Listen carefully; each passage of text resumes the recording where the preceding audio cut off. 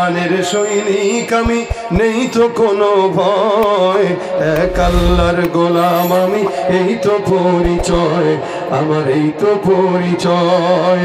এই পৃথিবীর সবই নকল, এই পৃথিবীর সবই নকল, আসল কিছুই নয়, এক আল্লাহর গোলাম আমি, এই তো পরিচয় আমার, এই তো পরিচয়। ঠিক কিনা? কোরআন হাদিস শাসনতন্ত্র রাসূল আমার নেতা, উৎসাহ মোর চির অম্লান ইতিহাস বীর গাথা। কোরআন হাদিস শাসনতন্ত্র রাসূল আমার নেতা, উৎসাহ মোর চির অম্লান ইতিহাস বীর গাথা। এক আল্লাহ ছাড়া আমার দিলে, এক আল্লাহ ছাড়া আমার দিলে নেই তো কারো ভয়, এক আল্লাহর গোলাম আমি, এই তো পরিচয় আমার, এই তো পরিচয়। আল কোরআনের সৈনিক আমি, নেই তো কোনো ভয়, এক আল্লাহর গোলাম আমি, এই তো পরিচয় আমার, এই তো পরিচয়। ঠিক কিনা? আল্লাহ পাক রব্বুল আলামিন ইমানদারকে ডাক দিলেন মুমিন বলে। মুমিন তিন জিনিসের সমন্বয়, এমনি এমনি কোনো মানুষকে ইমানদার বলা যায় না। আল্লাহ পাক রব্বুল আলামিন যাদেরকে মুমিন বলেছেন, মনে রাখবেন তিনটা জিনিস যদি আপনার মধ্যে থাকে আপনাকে বলা হয় মুমিন। এক নাম্বার তাসদীক বিল জিনান, বান্দা অন্তর দিয়া বিশ্বাস করবে আল্লাহ কয়জন।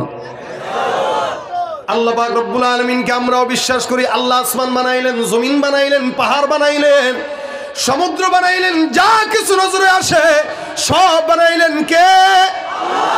বলেন তো, জমিনের মধ্যে উপকার করতে পারে কে? ক্ষতিও করতে পারে কে? এটা অন্তর দিয়া বিশ্বাস করার নাম ঈমান। আপনি যদি মনে করেন বিশাল বড় বট গাছটা দেখলাম, গাছের মধ্যে তাবিজ টানায় কই গাছটা দিয়ে আমার বাচ্চা দে, বলেন তো ঈমান আছে না গেছে? আসেননি? আবার কেউ করেন? এই যে বিশাল বড় গাছ দেখলাম, অসংখ্য জায়গায় বাংলাদেশে এরকম বড় বড় গাছ আছে, যারা এলাকার মানুষেরা বিশাল বড় গাছ দেখে মাথা নষ্ট, সুন্দর করে লাল সুতা দিয়ে পেঁচা তাবিজ ঝুলাই দিয়া কয় এই ফ্যাটের মধ্যে বাচ্চাটা দিস বাবা। কারে কয়? কারে কয়? গাছরে বলে, গাছরে। এই গাছ তো নিজেও তো উল্টা পাল্টা, নিজেই তো নিজের ঠিক নাই। আল্লাহ পাক রব্বুল আলামিনকে বিশ্বাস করার নাম ঈমান।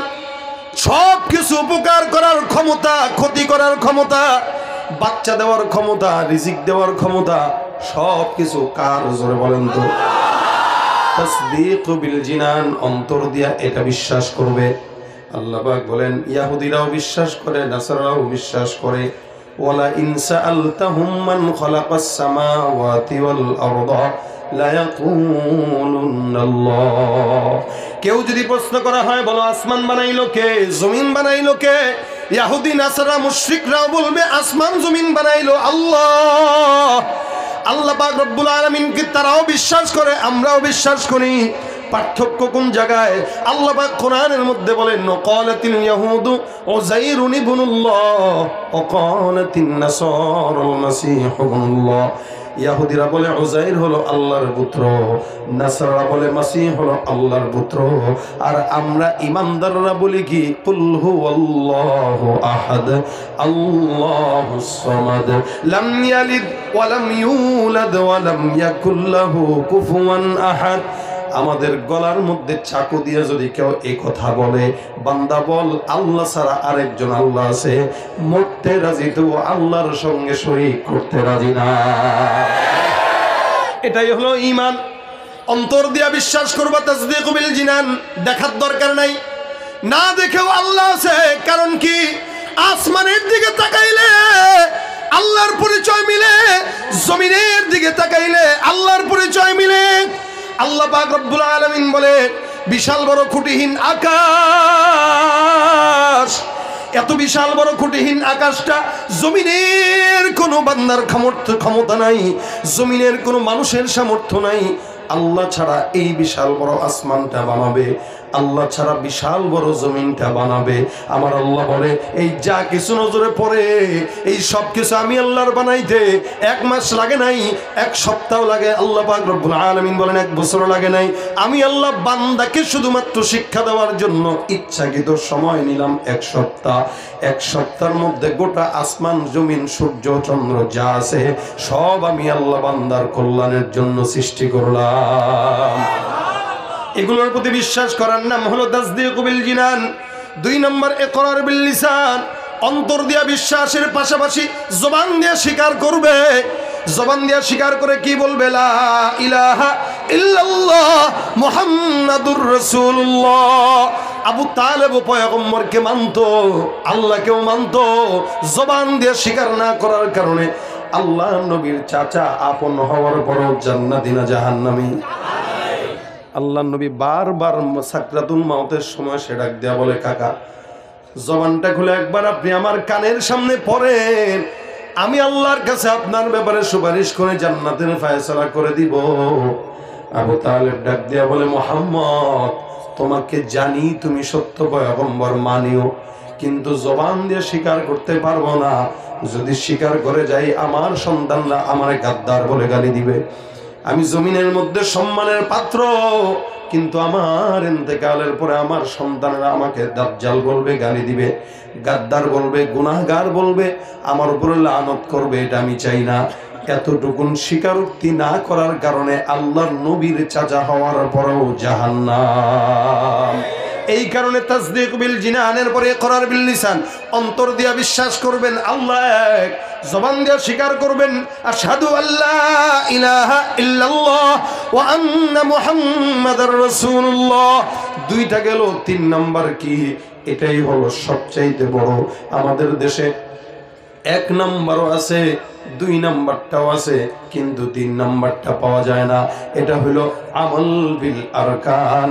একটা ইমানদার নিজেকে মুমিন দাবি করার পর আল্লাহ পাক যেই কথাগুলো আদেশ করেছেন সেগুলো মানা, যেগুলো থেকে নিষেধ করেছেন সেগুলো থেকে বিরত থাকা, এটার নামটাই হলো আসল ইমানদার। আল্লাহ পাক আদেশ করলেন নামাজের জন্য, নামাজ পড়া ইমানের কাজ না বেঈমানের কাজ? আমাদের সমাজে অসংখ্য বান্দা আছে যারা নিজেরা ইমানদার দাবি করে, নামাজের কথা বললেই কয় প্যান্টের মধ্যে সমস্যা। কথা কয় না, আছে না নাই? সারা জিন্দেগি মুমিন দাবি করলো, কিন্তু একটা ওয়াক্ত নামাজ কোনোদিন মসজিদের মধ্যে ঢু দেয় নাই। যদি তবলিগের মেহনতের সাথীরা যায়, এদেরকে দেখলেই চায়ের দোকান থেকে পলায় যায়। কোন ভাইরা ইমানদার মানুষকে দেখলেই দোকানের পিছনে পলায়, ওখানে পলায়, ওখানে পলায়। জিকিরওয়ালা কোন সলমনের মুরিদদের দেখলে পিছনে পলায়। যদি জিকির করতে বলে, যদি নামাজ পড়তে বলে, যদি তবলিগে যেতে বলে, এই ভয়ে দৌড়ায়। নামাজের কথা বললেও প্যান্টের অজুহাত দেয়। যে সমস্ত যুবকদের নামাজের কথা শুনলে প্যান্টে সমস্যা হয়, এদেরকে প্যান্ট পরানো দরকার নাই, প্যাম্পাস পরায়া দেন, প্যান্ট নাপাক হবে না। রমজান এলে রাখো না রোজা, দিনকে করো আঘাত, পয়সা কড়ির নেই তো অভাব, দাও না তো যাকাত। তুমি রমজান এলে রাখো না রোজা, দিনকে করো আঘাত, পয়সা কড়ির নেই তো অভাব, দাও না তো যাকাত। তুমি ইমানদারির বড়াই করো, নেই তোমার ইমান, তুমি ইমানদারির বড়াই করো, নেই তোমার ইমান। তুমি কেমন মুসলমান? আওয়াজ দিয়ে, কেমন মুসলমান তুমি, কেমন মুসলমান? নামাজের সাথে নাই পরিচয়, মানো না কোরআন, নামাজের সাথে নাই পরিচয়, মানো না কোরআন। তুমি তুমি কেমন মুসলমান? তুমি সুদের টাকায় প্রাসাদ গড়ো, ঘুষ ছাড়ো না, দিন দুঃখী না খেয়ে মরে খবর রাখো না। ঘুষ খেয়ে অবিচার করো, ঘুষ খেয়ে অবিচার করো, সাজিয়া প্রধান। তুমি কেমন মুসলমান? কেমন মুসলমান? তুমি কেমন মুসলমান? তুমি তুমি নবীর উম্মত দাবি করো, সুন্নাহ মানো না, নবীর অপমানে তোমার হৃদয় কাঁদে না। ঠিক না? নবীর উম্মত দাবি করো সুন্নাহ মানো না, নবীর অপমানে তোমার হৃদয় কাঁদে না। তুমি বিজাতীয় সংস্কৃতিতে সপেছ পরাণ, তুমি বিজাতীয় সংস্কৃতিতে সপেছ পরাণ। कैसे मुसलमान है तुम, कैसे मुसलमान, कैसे मुसलमान है तुम, कैसे मुसलमान। ना खौफ खुदा दिल में है ना गैरत ईमान, कैसे मुसलमान है तुम, कैसे मुसलमान। কথা কয় না? আল্লাহর ভয় তো নাই, ইমানের মর্যাদাও নাই, যার কারণে তো ইমানদার দাবি করার পর সুদের টাকা দেখলে মাথায় হুঁশ থাকে না। ইমানদার দাবি করে ঘুষের টাকা দেখলে পেটের ভাত হজম হয় না। জায়গায় জায়গায় ঘুষ, সুদ, দুর্নীতি, চুরি, এই সমস্ত গুনাহ যারা করে তারা ইমানদার দাবি করতে পারে কিন্তু হতে পারে না। এই কারণে আমার আল্লাহ পাক রব্বুল আলামিন বলেন, ইমানদাররা তোমাদের জন্য সবক, ইয়া আইয়ুহাল্লাযীনা আমানু ইত্তাকুল্লাহ। ইমানদার যারা তারা যেন তাকওয়া অর্জন করে, আল্লাহর ভয় ঢুকাও। আল্লাহ পাক রব্বুল আলামিনের পয়গম্বরের সাহাবী ওমর বলেন, এ তাকওয়া কি? তাকওয়া হলো এই জিনিস, যে জিনিসটা বান্দা যখন নিজের জিন্দগিতে চলার পথে বান্দার সামনে হাজারো কাঁটা থাকে, ওই কাঁটা থেকে নিজের পাওটাকে বাঁচায় বাঁচায় চলা। ঠিক তেমনি ভাবে একজন ইমানদার মুমিন নিজের হায়াতের জিন্দগিতে গুনাহের কাঁটাগুলো থেকে নিজের জিন্দগিটাকে বাঁচায় চলার নামটাই হলো আল্লাহর ভয়। আসবাবে মাসিয়া আমাদের চোখের সামনে হাজির। সারা জমিনের মধ্যে আসবাবে মাসিয়া, গুনাহ আর গুনাহ। আগে তো মানুষ গুনাহ করার জন্য সিনেমা হলে যাওয়া লাগতো, এখন আর সিনেমা লাগে না। এখন প্রত্যেকটা মানুষের পকেটের মধ্যে একটা সিনেমা হল লুকায় থাকে। এ মুসলমান, এক সময় আমরা আমাদের ছোটবেলায় দেখেছি আমাদের মা বাবাদের কোরআন তেলাওয়াতের আওয়াজে আমাদের ঘুম ভাঙতো। সকালবেলা মা বাবা কোরআন তেলাওয়াত করতো, গ্রাম দেশের দাদারা দাদিরা নানারা নানিরা সকালে ফজরের নামাজের পর সূরা ইয়াসিন পাঠ না করে কোনোদিন ঘরের কাজে যেত না। বিকেলবেলাও সূরা ওয়াকিয়া না তেলাওয়াত করে কোনো ঘরের কাজে হাত দিত না। রাত্রিবেলা সূরা মুলক তেলাওয়াত না করে ঘুমাইতো না। এ মুসলমান, আমি আমার কথা বললে আপনারা যারা মুরব্বীরা আছেন এরাও তো সাক্ষী। এখনো পর্যন্ত আমি আমার বাবাকে এই জিনিসটা দেখি, প্রত্যেক দিন নিয়মিত 3 বেলা 4 বেলা কোরআন তেলাওয়াত ছাড়া উনি কোনোদিন রাত পার করেন না। আলহামদুলিল্লাহ, ছোটবেলায় যখন ঘুম থেকে জাগতাম আমাদের ঘুম ভাঙতো মা বাবার তেলাওয়াতের আওয়াজে। আর বর্তমান সময়ে মুসলমানের সন্তানদের ঘুম ভাঙে মা বাবার ইউটিউবের আওয়াজে। তাহলে মা বাবার এই যদি হালত হয়, সন্তান শিখবেটা কি বলেন? সন্তান শিখে কার থেকে? সন্তান যদি ঘুম থেকে জেগে দেখে মা তেলাওয়াত করে, সন্তানের মনের ভিতরে আসবে, আরে ছোটবেলায় মায়ের কণ্ঠের তেলাওয়াত আমার কানের মধ্যে ভাসতো, বাবার কণ্ঠের জিকির ভাসতো। আর যদি মা সন্তান যদি দেখে ঘুম থেকে জেগে দেখে মা ইউটিউবের মধ্যে ইন্ডিয়ান যত সিরিয়ালের মুভি আছে সবগুলোর কাজ আদায় করতেছে, তাহলে সন্তানটা বুঝবে এটাই মনে হয় জিন্দেগি। ঘুম থেকে উঠলেই মনে হয় মোবাইলের দিকে তাকানো লাগে, ঠিক কিনা জবাব? এরা ইমানদার দাবি করে কিন্তু আদৌ মুমিন তারা হতে পারে না। এই জন্য আল্লাহ পাক রব্বুল আলামিন ইমানদারদেরকে মুমিন হওয়ার জন্য, তাকওয়াবান হওয়ার জন্য বললেন। আল্লাহ পাক ডাক দিয়া বলেন, তাকওয়া অর্জন করো। ইমানদাররা কারা? ইমানদাররা, ইমানদার 3 জিনিসের সমন্বয়। 1 নম্বর তাসদীক বিল জিনান, 2 নম্বর ইকরার বিল লিসান, 3 নম্বর আমল বিল আরকান। অন্তর দিয়া বিশ্বাস করবে, জবান দিয়া স্বীকার করবে, আর যা কিছু আল্লাহ পাক আদেশ দিলেন সেগুলো মানবে, যেগুলো থেকে নিষেধ করলেন সেগুলো থেকে বেঁচে থাকবে। এটার নাম হলো ইমানদার, ঠিক কিনা? আল্লাহ পাকের পরে ডাক দিয়া বলেন, ইত্তাকুল্লাহ, তাকওয়া অর্জন করে ভয় ঢুকায় দাও। সিদ্দিক আকবর, আবু বকর তাকওয়া কি বুঝাইলেন? সাহাবা একরাম নবীর কাছে প্রশ্ন করেন, ইয়া রাসূলুল্লাহ, তাকওয়া কি জিনিস? নবী ডাক দিয়ে বলেন, আত-তাকওয়া হাহুনা। তাকওয়া এমন একটা জিনিস যেটা অন্তরের মধ্যে থাকে, এটা দেখানো যায় না, এটা আল্লাহর সঙ্গে বান্দার অন্তরের তাআল্লুক হয়। বান্দার দিলের মধ্যে যদি মাওলার ভয় থাকে, আল্লাহ পাক ওই বান্দাকে তাকওয়া মুত্তাকি বানায় দেয়। আর মুত্তাকি বান্দা যত বিপদে পড়ুক না কেন, তাকে আল্লাহ পাক সহযোগিতা করে। সুবহানাল্লাহ। ভাইরা আমার, মুত্তাকি বান্দাদের কথা তো আল্লাহ পাক রব্বুল আলামিন নিজেও শুনে। মুত্তাকিদের সঙ্গে আল্লাহর সম্পর্ক এমন, একজন মুত্তাকি যদি যায় নামাজে বসে আল্লাহর কাছে যদি চায়, বলে আল্লাহ, আমার আল্লাহ পাক রব্বুল আলামিন বান্দার জবানের আওয়াজটাকে ফেরত দেন না। এমন একজন আল্লাহওয়ালা বান্দা মুত্তাকি সুফিয়ান সাওরী রাহমাতুল্লাহি আলাইহি হাতিমে কাবার মধ্যে ঘুমায়। আল্লাহর বান্দা মুত্তাকি এমন পর্যায়ে গেছে, আল্লাহর সঙ্গে গোপনে গোপনে গভীর রাতে কথা বলে। ভাই, গভীর রাতে সবাই কিন্তু মাওলার সঙ্গে কথা বলতে পারে না। গভীর রাতে মাওলার সঙ্গে কথা বলার মতো ইমানদার, তার হালত অনেক উঁচু। ইমানদার যারা, কিছু কিছু পাগলা দেখবেন রাস্তা দিয়ে হাঁটে আর একা একা কয়, আল্লাহ আল্লাহ আজকে এই কাজটা করতেছি, সহজ করে দিও। মাওলার সঙ্গে একা একা কথা বলে। এই বান্দাটার যদিও টাকা নাই, বান্দার যদিও কোনো দুনিয়ার সমাজের মানুষের কাছে দাম নাই, কিন্তু আল্লাহর কসম, জমিনের কাছে দাম না থাকলেও আসমানের ফেরেশতার কাছে বান্দা পরিচিত হয়ে যায়। সুফিয়ান সাওরী হাতিমে কাবার মধ্যে বসা।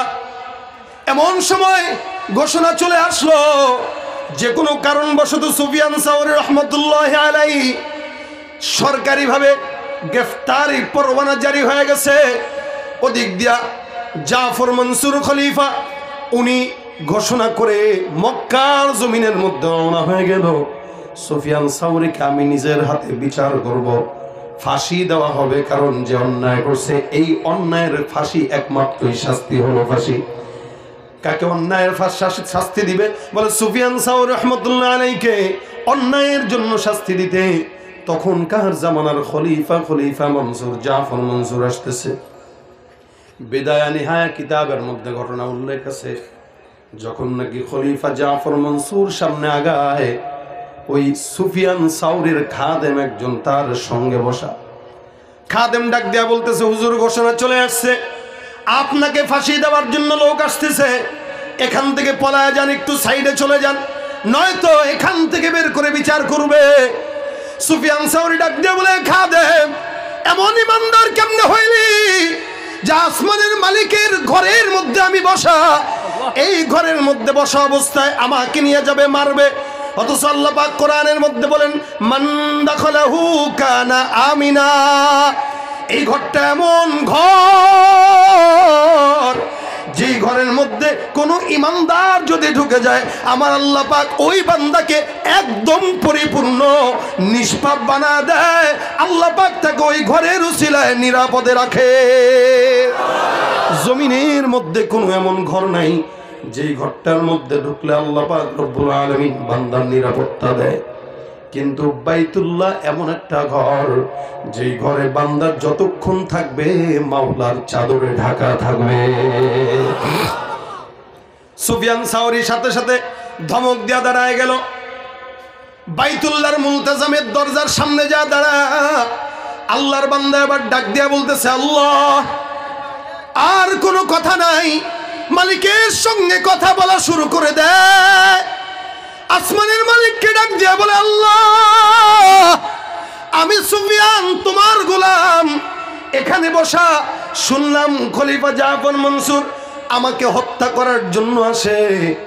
মালিক, তুমি যদি তাকে আশাটা বন্ধ করতে না পারো, আমি সুফিয়ান বলতেছি, জাফর মনসুর যদি মক্কার জমিনের মধ্যে ঢুকে, আজকের পর থেকে তুমি মাওলার সঙ্গে আমার সম্পর্ক শেষ হয়ে যাবে। আল্লাহ পাক কত বড় একটা কথা বলে দিল। ওদিক দিয়া তার খাদেমটা ডাক দিয়া বলে, হে হুজুর, এমন কোন কথা বলতেছেন যে এই কথার কারণে ইমানের মধ্যে খাতরা চলে আসে? সুফিয়ান সাওরী ডাক দিয়া বলতেছেন, আমার ইমানে খাতরা নাই, ইমানের মজবুতির কারণে বলতেছি। কারণ আমি আমার মাওলার গোলামি করি, জমিনের কোনো বান্দার গোলাম না। আমার আল্লাহ পাকের গোলামির জন্য গভীর রাতে তাহাজ্জুদের নামাজ আদায় করি। আল্লাহর গোলামির জন্য জিনা করতে মন চাইলেও করি না।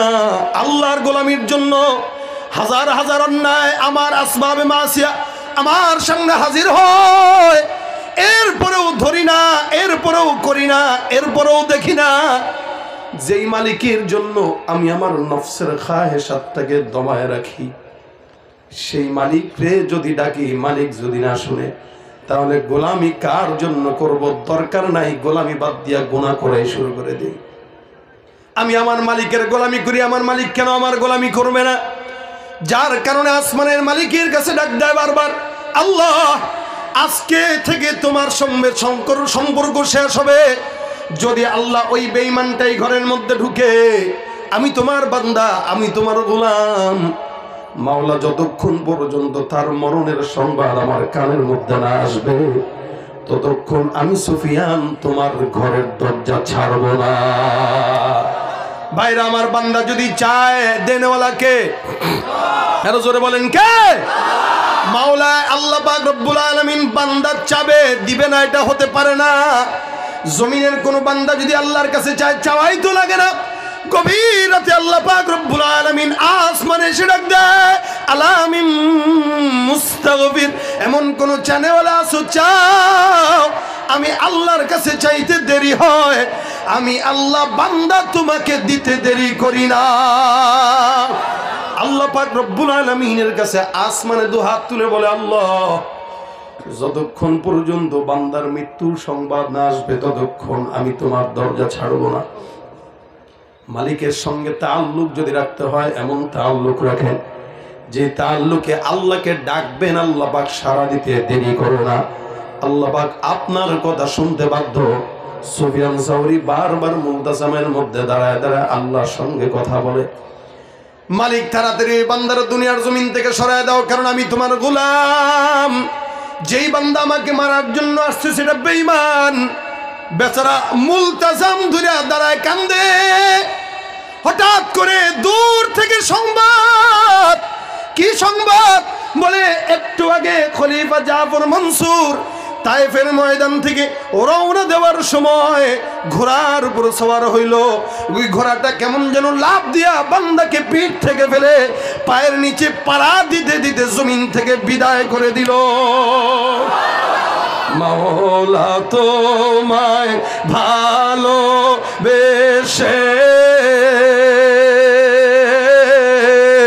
কলিজা পুরে গন্ধ আসে, মাওলা তোমায় ভালোবেসে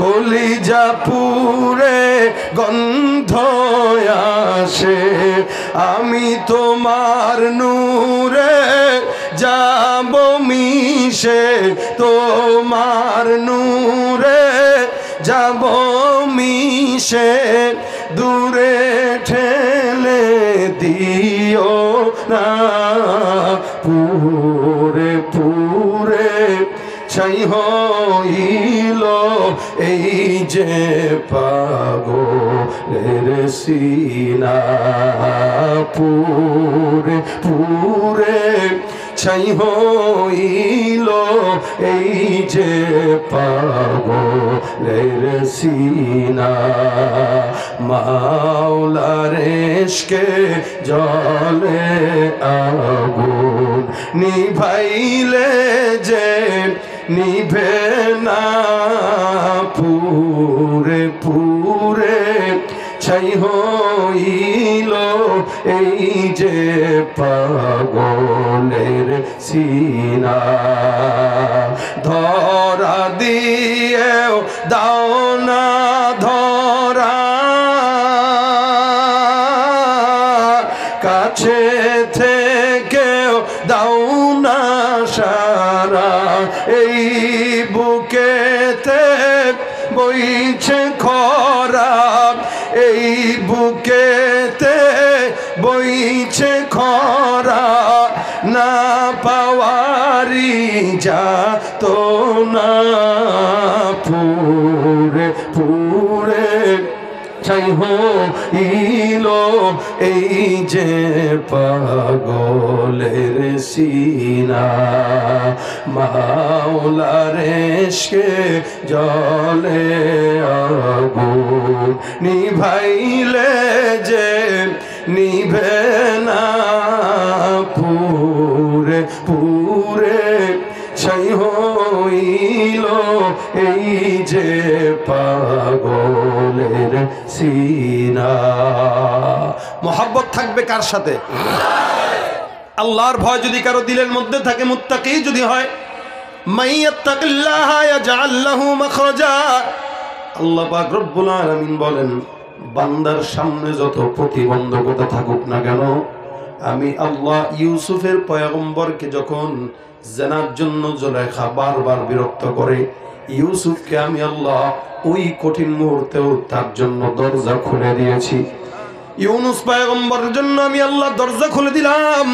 আমি আল্লাহ পাক রব্বুল আলামিন যুগে যুগে সব নবীদেরকে এমন ভাবে বিপদের মধ্যে আমি আল্লাহ তাদের আসান করেছিলাম যে আমি আল্লাহ শুধুমাত্র আমার বান্দাদের সহযোগিতা আগেও করেছি, সেই আল্লাহ এখনো পর্যন্ত আছে না নাই।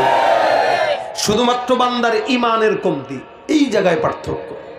এই জন্য ভাইরা আমার, আল্লাহ পাক রব্বুল আলামিন সবক দেয়, ইয়া আইয়ুহাল্লাযীনা আমানু ইত্তাকুল্লাহ।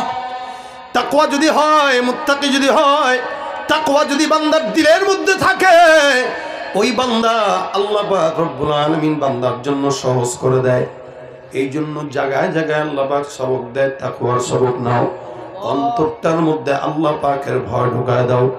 সিদ্দিক আকবর আবু বকর রাদিয়াল্লাহু তাআলা আনহু তাকওয়ার সবক শিখায় দেয়।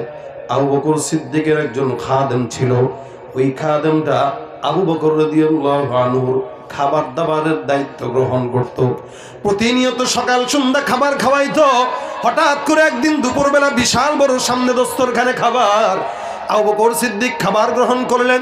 খাদেম ডাক দিয়ে বলে, হুজুর, যেই খাবারটা আনলাম এই খাবারটা কোন জায়গার খাবার জানেন নাকি? আবু বকর বলে, কোথাকার খাবার? হুজুর, মজার একটা ঘটনা আছে, ঘটনা যদি শুনেন অবাক হয়ে যাবেন। আমি চিন্তা করলাম এমন কামায়ের একটা খাবার একা কেমনে খাই, যার কারণে আপনার জন্য সামনে নিয়ে আসলাম। আবু বকর সিদ্দিক ডাক দিয়া বলে, কি খাবারের ঘটনা একটু বলো তো। এবার তার খাদেম বলতেছে, হুজুর, ঘটনা হইল ইসলামের আগে, অনেক আগে, আমি তখন মুশরিক ছিলাম। হঠাৎ করে একদিন মক্কার ভিতরে একজন আগন্তুক আসলো, আমাকে জিজ্ঞাসা করলো, এই এলাকায় একজন গণকের নাম বলো। গণকের নাম আমি জানতাম না। মাথার মধ্যে শয়তানি আসলো যে কি নিজেই গণক সেজে তার সামনে ধান্দাবাজি করি। ডাক দেয়া কয়, আরে গণকের কাছে আসছেন, আমরা তো ভালো জায়গায় আসছেন, মেয়ে আপনার তো রাজকপাল। মানে আরে মক্কার ভিতরে আমি সবচাইতে বড় গণক, আমার চাইতে বড় গণক আছে নাকি আপনি জানেন না এটা? কমায় ভাইরে ভাই, আমার তো জানা ছিল না।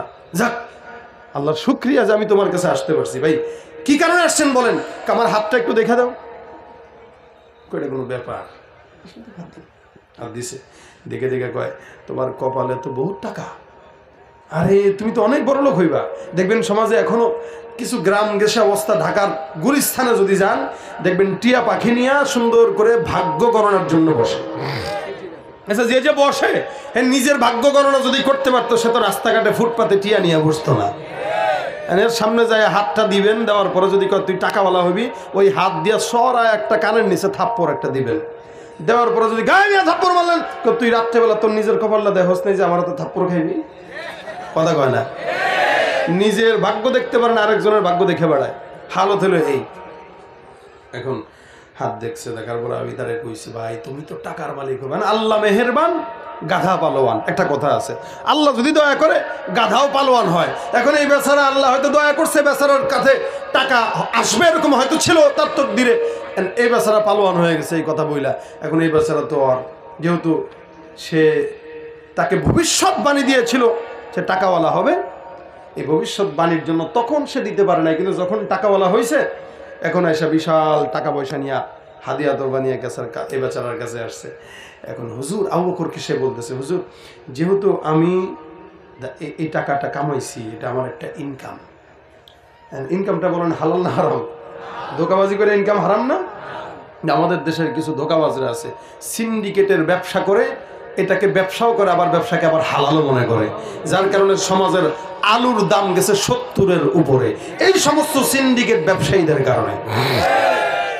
তাকওয়া যদি থাকতো এক বিন্দু, তাহলে বান্দা কোনোদিন সিন্ডিকেট করে মুরগি যেই ডিম পারে ফ্রি, ওইটা নিয়ে দুর্নীতি করতে পারতো না। মুরগির টাকা দিয়ে ডিম পারে? কথা কয় না। মুরগি ডিম পারে টাকা দিয়া? কি পারে? হ্যাঁ, ফ্রি পারে না, টাকা লাগে নাকি? ফ্রি পারেন। মুরগি যদি জানতো যে এইটা নিয়ে এত রাজনীতি চলে, তো কষ্টে পাড়া বন্ধ করে দিত। খালি ডিমের দাম 65 টাকা, এটা কোনো কথা? সিন্ডিকেট করে কারা? দেশের ব্যবসায়ীরা। ব্যবসায়ীরা সিন্ডিকেট করে আমার দেশের বদনাম করে, দেশের সরকারের ক্ষতি করে, জনগণের ক্ষতি করে। আপামর জনগণের জবান থেকে মুরগি, মাছ, গোস্ত, মুরগির ডিম পর্যন্ত ছিনায় যারা নেয়, এদেশের সবচাইতে বড় রাজাকার আর দুর্নীতিবাজ তারা।